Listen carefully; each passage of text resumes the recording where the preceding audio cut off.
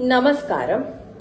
നിയമസഭയിൽ രമേശ് ചെന്നിത്തലയുടെ mister chief minister എന്ന ആവർത്തിച്ചുള്ള വിളിയിൽ പ്രതികരിച്ച് സിപിഎം കേന്ദ്ര കമ്മിറ്റി അംഗം EP. Jayarajan. Mister chief minister എന്ന വിളി അഹംഭാവം നിറഞ്ഞതാണെന്നും ഇതിന് മരുന്നില്ലെന്നും ഇ.പി. പറഞ്ഞു.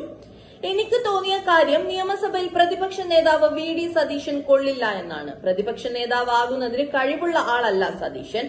ഞാൻ തന്നെയാണ് പ്രമാണി, എനിക്കാണ് പ്രതിപക്ഷ നേതാവിന്റെ പ്രാപ്തിയെന്ന് കോൺഗ്രസുകാരെ ബോധ്യപ്പെടുത്താനാണ് ഇത്തരത്തിലുള്ള പ്രയോഗങ്ങൾ ഉപയോഗിക്കുന്നത്, ഇ.പി. പറഞ്ഞു.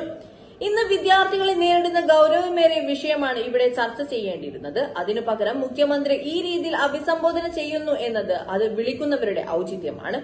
സോണിയാഗാന്ധിയുടെ അടുത്ത് ഇത്തരം വാക്കുകൾ പ്രയോഗിക്കുമോ? രാഹുൽ ഗാന്ധിയുടെ അടുത്ത് പ്രയോഗിക്കുമോ? ഇപ്പോൾ ഈ പ്രയോഗം സതുദ്ദേശപരമല്ല.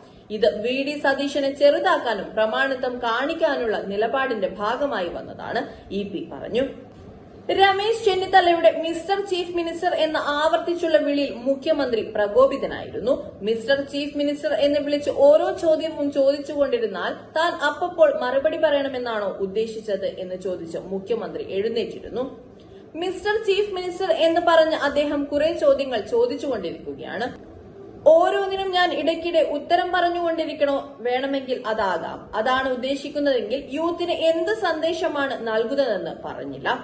സമൂഹം നേരിടുന്ന ഒരു വിപത്തിനെ നേരിടുന്ന രീതിയിലാണോ അദ്ദേഹം സംസാരിച്ചു കൊണ്ടിരിക്കുന്നത്? അതാണോ ശരിയായ രീതി? യാഥാർത്ഥ്യം മനസ്സിലാക്കാൻ കഴിയണം. ഇന്ന് നാട് നേരിടുന്ന പ്രശ്നം എന്താണെന്ന് മനസ്സിലാക്കാൻ കഴിയണം. ഇടയ്ക്ക് മിസ്റ്റർ ചീഫ് മിനിസ്റ്റർ എന്ന് പറഞ്ഞ ചോദ്യം മാത്രം പോരാ, നാടിന്റെ പ്രശ്നം എന്താണെന്ന് മനസ്സിലാക്കണം, മുഖ്യമന്ത്രി പറഞ്ഞു.